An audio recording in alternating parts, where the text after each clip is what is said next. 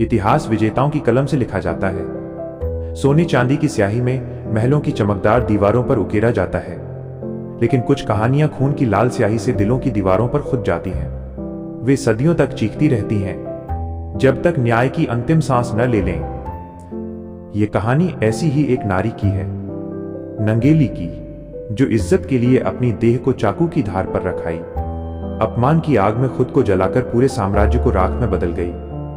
आज जब आप रेशमी साड़ी का पल्लू कंधे पर डालती हैं, बनारसी की जरी सूरज की किरणों में चमकती है, शादी की जोड़ों में नारी गरिमा की जीवंत मूर्ति बन खड़ी होती है, क्या कभी रुककर सोचा है ये गर्व, ये स्वतंत्रता, ये साड़ी का अधिकार किस कीमत पर मिला?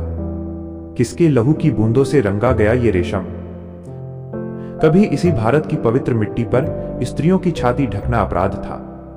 हाँ, अपराध, और उस अपराध की सजा थी मूलन करम, स्तनों पर कर। सोचिए, अपने शरीर की निजता के लिए भी टैक्स चुकाना पड़ता था, अपने सम्मान की रक्षा के लिए गुलामी की कीमत अदा करनी पड़ती थी।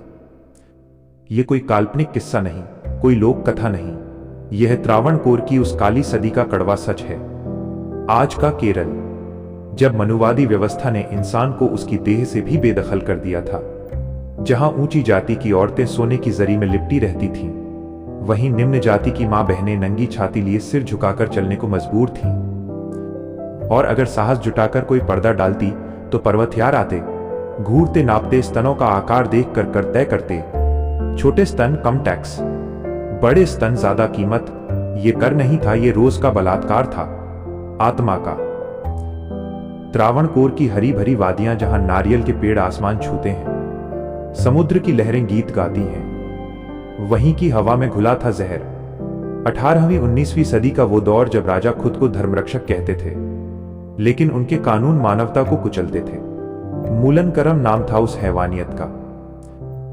नियम था, एझावा नाडर पुलिया जैसी निम्न जाति की महिलाएं ऊपरी शरीर नंगा रखेंगी, ढकना चाहें तो कर भरें। सोचिए उस मां का दर्द जिसकी गोद में दूध मुहा बच्चा रो रहा हो, बच्चे को दूध पिलाने से पहले उसे कर वसूलने वाले की नजरें झेलनी पड़ती। उस युवती का अपमान जो पहली बार मां बनने की खुशी में डूबी हो, लेकिन उसकी छाती पर सत्ता का बोझ। गांव की पगडंडियों पर पर्वतयार घूमते, लंबी छड़ी लिए आंखें घूमती, रुकती किसी स्त्री पर, छाती दिखाओ, नाप लें, कर तय करें। यह केवल धन की लूट नहीं थी, ये था स्त्रीत्व का अपमान, मातृत्व का मजाक, इंसानियत की हत्या। राजा बालाराम वर्मा के दरबार में यह कानून न्याय था। ऊंची जाति की रानियां घूंघट में, निचली जाति की बहनें नंगी छाती लिए। यह मनुवाद की सबसे विकृत अभिव्यक्ति थी, जहां शरीर भी जाति से बंधा हो, जहां इज्जत भी करके अधीन हो। लेकिन जब जुल्म हद पार करता है तो मिट्टी से क्रांति फूटती है, और त्रावणकोर की उस अपमानित धरती से उठी एक नारी नंगेली, वो भूमि जहां हर सुबह सूरज उगता था, लेकिन उसकी किरणें जाति के पर्दों से छनकर आती थीं, जहां हवा में खुशबू नहीं, अपमान की दुर्गंध घुली रहती थी। वहां की हर गली, हर पगडंडी, हर झोपड़ी अपमान की गवाह थी। लेकिन उसी मिट्टी में दबी थी एक चिंगारी जो कभी भी आग बन सकती थी, और वो चिंगारी थी नंगेली। दोस्तों, मैं चाहूंगा कि आप इस वीडियो को अधिक से अधिक लोगों तक पहुंचाने में हमारी मदद करें। इसके लिए आप लोग इस वीडियो को लाइक, शेयर और हमारे चैनल को सब्सक्राइब कर सकते हैं, जिससे वीडियो का एंगेजमेंट बढ़ेगा और YouTube इस वीडियो को अधिक से अधिक लोगों तक पहुंचाने में हमारी मदद करेगा। तो चलिए वीडियो में आगे बढ़ते हैं। नंगेली का जन्म किसी राजमहल में नहीं हुआ, चेरथला गांव की एक टूटी झोपड़ी में, जहां छत से बारिश टपकती थी, चूल्हा जलाने को लकड़ी भी भीख मांगनी पड़ती थी, दीवारें मिट्टी की थीं जो हर मौसम में दरारें लेती थीं, दरवाजा एक फटा चटाई का था जो हवा से लहराता रहता था। एझावा समुदाय की वह बेटी जिसके बचपन में खिलौने नहीं अपमान थे। वो छोटी सी उम्र में ही देखती थी कैसे उसकी मां सुबह उठकर सिर झुकाकर घर से निकलती थी, कैसे उसकी बड़ी बहन पानी भरने जाती तो रास्ते में पर्वतयार की नजरें उस पर ठहर जाती थीं, कैसे पड़ोस की औरतें आपस में फुसफुसाती कि आज फिर कर भरना पड़ेगा वरना साड़ी छीन ली जाएगी। नंगेली के छोटे से मन में सवाल उठते थे, क्यों मां, क्यों हम ऐसा क्यों सहती हैं, क्यों हमारी देह पर हमारा हक नहीं। मां चुप रहती, सिर्फ आंखें पोंछती और कहती, बेटी ये हमारी किस्मत है। लेकिन नंगेली की रगों में आग थी। वो मिट्टी में खेलती लेकिन आंखें आसमान छूती, उस आसमान तक जो किसी राजा का गुलाम नहीं। वो रात में झोपड़ी की छत से तारे गिनती और सोचती कि काश मैं भी उन तारों की तरह आजाद होती। बचपन से ही उसने ठान लिया ये हवा बदलेगी। अगर शरीर टैक्स मांगता है तो शरीर ही नकार दूंगी। अगर इज्जत पर कीमत लगी है तो खून से खरीद लूंगी। वो छोटी थी लेकिन उसके सपने बड़े थे। वो देखती थी कैसे ऊंची जाति की लड़कियां रेशमी कपड़े पहनकर हंसती खेलती, कैसे उनकी माएं सिर ऊंचा करके चलती, और उसके मन में एक टीस उठती, क्यों नहीं हम। वो अपने छोटे से आंगन में खड़ी होकर सूरज को देखती और खुद से वादा करती कि एक दिन मैं इस सूरज की तरह चमकूंगी, कोई मुझे रोक नहीं पाएगा। बड़ी हुई नंगेली साधारण साड़ी, फटे ब्लाउज, लेकिन आंखों में सपना, सम्मान भरी जिंदगी। उसके बाल लंबे काले घने थे जो पीठ तक लहराते थे। चेहरा गोल सुंदर, लेकिन आंखें तेज जो सीधे दिल में उतरती थीं। वो काम करती, खेतों में नारियल तोड़ती, पानी भरती, लेकिन हर काम में एक गरिमा थी। वो कभी सिर नहीं झुकाती। लोग कहते ये लड़की अलग है, इसमें कुछ बात है। मुलाकात हुई चिरुकंदन से, मजदूर, हथेलियां फटी, चेहरा धूप से जला लेकिन दिल सच्चा। वो भी एझावा था, रोज मजदूरी करता, सुबह से शाम तक पेड़ों पर चढ़ता, नारियल तोड़ता। उसकी हथेलियां खुरदुरी थी लेकिन स्पर्श में कोमलता थी। वो नंगेली को पहली बार खेत में देखा जब वो पानी भर रही थी। उसकी आंखों में कुछ ऐसा था जो चिरुकंदन को खींच लिया। उसने नंगेली की जाति नहीं, उसकी आग देखी। वह खुद भी अपमान सह चुका था। कई बार पर्वतियार ने उसे पीटा क्योंकि वो कर नहीं भर पाया था। उसके मन में भी विद्रोह था, लेकिन वो अकेला था। नंगेली में उसे अपना साथी मिला। दोनों बातें करने लगे, पहले छुपकर फिर खुलकर। चिरुकंदन कहता, नंगेली तुम्हारी आंखें राजकुमारी जैसी हैं। नंगेली हंसती और कहती, राजकुमारी नहीं, विद्रोही हूं मैं। शादी हुई बिना सेहरे, बिना दहेज, बिना शहनाई। गांव के कुछ लोग आए, कुछ मिठाई लाए, बस दो दिलों का वादा, हम एक दूसरे के सम्मान के रखवाले बनेंगे। उनका घर मिट्टी का छोटा झोपड़ा, सूरज की किरणें छनकर आती, बारिश की बूंदें कविता बन टपकती। अंदर एक चारपाई थी, एक मिट्टी का चूल्हा, कुछ बर्तन। बाहर छोटा सा आंगन जहां नंगेली फूल लगाती। चिरुकंदन शाम को थककर आता, नंगेली उसके पैर दबाती, दोनों बातें करते, सपने बुनते। लेकिन सुख पर हमेशा परछाई पर्वतियार की। हर सुबह दरवाजे पर आवाज कर भरो, छाती ढकी है नंगी घूमो। कभी कभी चिरुकंदन के पास पैसे नहीं होते तो पर्वतियार नंगेली को घूरते, कहते कल तक कर लाओ वरना साड़ी उतार देंगे। चिरुकंदन की मुट्ठियां भींचती लेकिन बेबसी चुप करा देती। वो घर आकर नंगेली से कहता, क्षमा करो मैं कुछ नहीं कर पाता। नंगेली उसे गले लगाती और कहती, तुम हो इसलिए मैं लड़ सकती हूं। नंगेली चुप नहीं थी, उसके भीतर तूफान पल रहा था। वो रात में चिरुकंदन से कहती, एक दिन ये सब बदलेगा, मैं सहूंगी नहीं। चिरुकंदन डरता था, कहता, मत करो ऐसा कुछ जो हमें अलग कर दे। लेकिन नंगेली की आंखों में दृढ़ता थी। हर सहनशीलता की सीमा होती है। नंगेली की भी टूट गई। एक दिन खबर आई, पर्वतियार आ रहे हैं, इस बार फरमान सख्त कर, न दो तो साड़ी छीनी जाएगी, नंगी घुमाया जाएगा बाजार में। गांव में अफरा तफरी मच गई। औरतें रोने लगी, पुरुष सिर झुकाए। चिरुकंदन घबराया, चलो भाग चलें, कहीं दूर जंगल में झोपड़ी डाल लेंगे। नंगेली मुस्कुराई, वो मुस्कान जो इतिहास बदल देती है। नहीं, भागने से जुल्म नहीं मिटेगा, आज अंत होगा। उस रात नंगेली सो नहीं पाई। वह आंगन में बैठी तारों को देखती रही। उसके मन में बचपन की यादें घूम रही थीं। मां की झुकी कमर, बहनों के आंसू, अपना छोटा सा सपना। उसने चिरुकंदन को जगाया और कहा, अगर मैं मर भी गई तो तुम मेरे सपने को जिंदा रखना। चिरुकंदन रो पड़ा, लेकिन नंगेली ने उसे चुप कराया। सुबह हुई, हवा भारी, गांव में सन्नाटा। सूरज निकला, लेकिन उसकी किरणें ठंडी थी। पर्वतियार आए, 5-6 आदमी, सत्ता का नशा आंखों में, हाथ में छड़ी लंबी तलवारें। गांव के लोग दूर से देखते रहे, कोई बोलने की हिम्मत नहीं। नंगेली बाहर खड़ी थी, साड़ी का पल्लू ठीक किया। उसकी साड़ी पुरानी थी लेकिन साफ। पर्वतियार बोले, कर दो या कपड़े उतारो। नंगेली चुप अंदर गई, बाहर आई, हाथ में चाकू। वो चाकू जिससे वो सब्जी काटती थी अब इतिहास काटने वाला था। पर्वतियार हंसे, रुको, पहले स्तन दिखाओ, नाप लें। उस पल दरिंदगी चरम पर थी। उनकी हंसी गांव में गूंज रही थी। नंगेली ने देखा, उनकी हंसी अहंकार, उनकी तलवारें, उनकी सत्ता। फिर अपने हाथों से अपने सीने को चीरा, दोनों स्तन काटे, खून की धार बही, जमीन लाल हो गई। उसने कटे स्तन केले के पत्ते पर रखे, पर्वतियारों के सामने फेंके। लो यह रहा टैक्स, अब न स्तन बचेंगे न तुम नापोगे। आंखें खुली, आंसू नहीं चुनौती थी, उसकी आवाज कांप नहीं रही थी। वो खड़ी थी, खून बहता हुआ, लेकिन सिर ऊंचा। पर्वतियार हक्के बक्के रह गए, उनकी हंसी गायब हो गई। गांव वाले दौड़े, चीखें गूंजी, कोई चिल्लाया, नंगेली क्या कर दिया। कोई रोने लगा। नंगेली गिरी, खून बहता रहा, उसकी साड़ी लाल हो गई, जमीन लाल। अंतिम सांस में भी सवाल, अब भी इज्जत पर टैक्स। उसकी आंखें बंद नहीं हुई, वो आसमान देख रही थी, जैसे कह रही हो, अब बताओ कौन मालिक है मेरी देह का। चिरुकंदन दूर से दौड़ता आया, उसने देखा नंगेली का लहूलुहान शरीर। वो चीखा, नंगेली, और गोद में उठाया। उसके हाथ कांप रहे थे। वो उसके चेहरे को सहलाता रहा, उठो नंगेली, देखो मैं आ गया। लेकिन नंगेली की सांसें थम चुकी थीं। उसकी आंखें अभी भी खुली थीं आसमान की ओर। चिरुकंदन ने शव उठाया, गांव के बीच ले गया। लोग इकट्ठा हो गए, कोई कुछ बोल नहीं पा रहा था। चिरुकंदन ने चिता सजाई, लकड़ियां इकट्ठी की। उसने नंगेली के शव को चिता पर रखा, फिर खुद भी उसके पास लेट गया। उसने आग लगा दी, दोनों जलते रहे। धुआं उठा, सदियों की गुलामी का। लपटें ऊंची होती गईं, गांव देखता रहा, कोई रोकने की हिम्मत नहीं की। एक स्त्री पुरुष ने प्रेम और स्वाभिमान से साम्राज्य जला दिया। चिता की राख उड़ रही थी हवा में। वो राख सिर्फ लकड़ी की नहीं थी, वो थी सदियों के अपमान की, वो थी मनुवाद की नींव की। नंगेली मरी नहीं, जागी, उसकी चीख हर घर में गूंजी। उस रात गांव सोया नहीं, लोग इकट्ठा हुए बातें करने लगे। कल तक जो डरते थे आज सवाल करने लगे।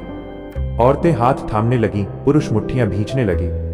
अगले दिन से बदलाव शुरू हुआ, औरतें कर देने से इनकार करने लगीं। पर्वतियार आते तो गांव वाले इकट्ठा हो जाते। धीरे धीरे ये आग पास के गांव में फैलने लगी। लोग कहते सुना है, चेरथला में एक औरत ने अपने स्तन काटकर टैक्स दे दिया, अब हम भी नहीं सहेंगे। गांव से गांव, गली से गली टैक्स नहीं देंगे की आवाजें उठने लगी। बच्चे खेलते हुए नंगेली नंगेली चिल्लाने लगे। बुजुर्ग कहानियां सुनाने लगे कि देखो एक औरत ने कैसे राज को हिला दिया। खबर महल पहुंची, राजा बाला राम वर्मा घबराए। दरबार में हड़कंप मच गया। मंत्री बोले, महाराज ये आग फैल रही है, अगर नहीं रोकी तो पूरे राज्य में विद्रोह हो जाएगा। औरतें सड़कों पर उतर आई हैं, पुरुष हथियार उठाने को तैयार हैं। राजा ने सोचा, फिर आदेश दिया, जांच करो।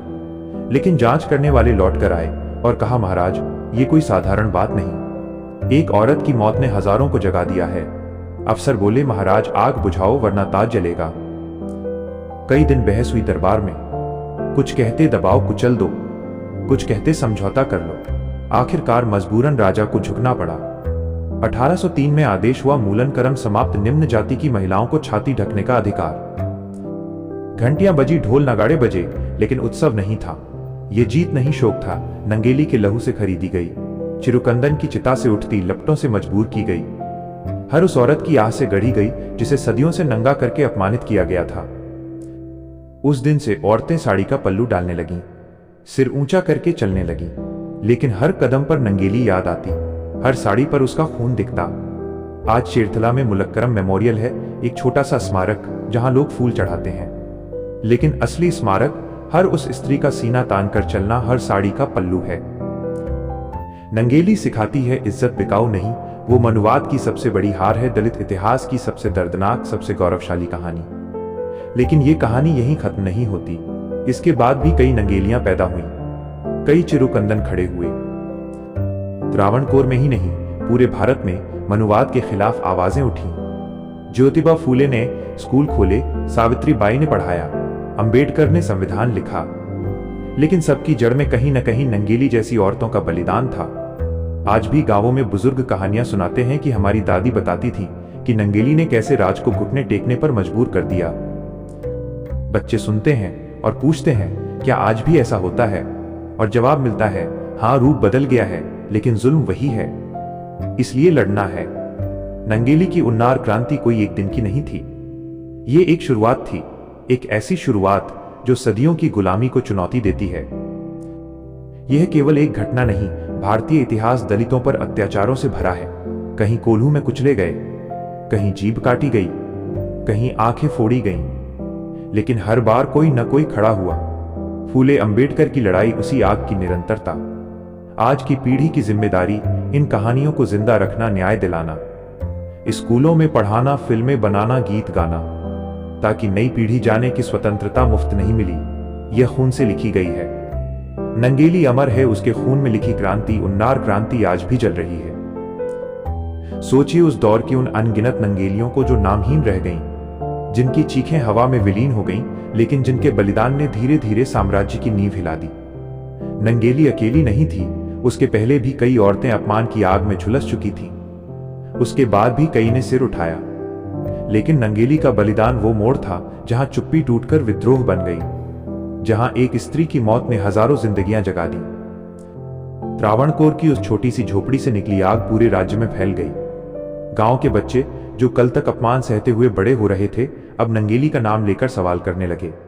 माएं जो सदियों से आंसू पीती आई थीं, अब उन आंसुओं को क्रोध में बदलने लगी। पुरुष जो बेबस होकर देखते रहते थे, अब मुट्ठियां भींचकर खड़े होने लगे। ये क्रांति कोई संगठित आंदोलन नहीं थी, कोई नेता, कोई झंडा नहीं, बस एक स्त्री का खून और उसकी चुनौती। लेकिन यही सबसे शक्तिशाली क्रांति होती है, जो दिल से दिल तक फैलती है, जो रगों में आग बनकर बहती है। राजा के दरबार में बैठे मंत्री घबराए हुए थे। वे जानते थे कि अब ये आग सिर्फ एक गांव की नहीं, पूरे राज्य की है। अगर इसे नहीं बुझाया गया तो सिंहासन की राख बन जाएगी। और मजबूरन उन्हें झुकना पड़ा, कानून बदलना पड़ा। लेकिन बदलाव की यह कीमत कितनी भारी थी। एक नारी की जान, एक पुरुष का बलिदान, अनगिनत आंसू। आज जब हम स्वतंत्रता की हवा में सांस लेते हैं तो भूल जाते हैं कि ये हवा कितने बलिदानों से शुद्ध हुई है। नंगेली की कहानी सिर्फ केरल की नहीं, पूरे भारत की है। मनुवाद के उस काले पर्दे की है जो सदियों से दलितों, बहुजनों को कुचलता आया है। जहां जाति के नाम पर इंसान को इंसान नहीं समझा जाता, जहां शरीर, आत्मा सब कुछ करके अधीन कर दिया जाता है। लेकिन नंगेली ने बता दिया कि इंसान की गरिमा किसी कर से बड़ी होती है, किसी राजा से ऊंची होती है। वह गरिमा जो जन्म से मिलती है, मरते दम तक लड़कर बचाई जाती है। उसके बाद की पीढ़ियां जब साड़ी पहनकर गर्व से चलती हैं, तो नंगेली की आत्मा मुस्कुराती होगी, लेकिन साथ ही सवाल भी करती होगी, क्या तुम याद रखती हो उस कीमत को? क्या तुम लड़ती हो उन जुल्मों के खिलाफ जो आज भी अलग रूप में जारी हैं? क्योंकि मनुवाद मरा नहीं, बदला जरूर है। आज स्तनकर तो नहीं, लेकिन सम्मान पर अभी भी कई तरह के कर लगते हैं। गरीबी, शिक्षा, स्वास्थ्य, सब पर। और लड़ाई जारी है।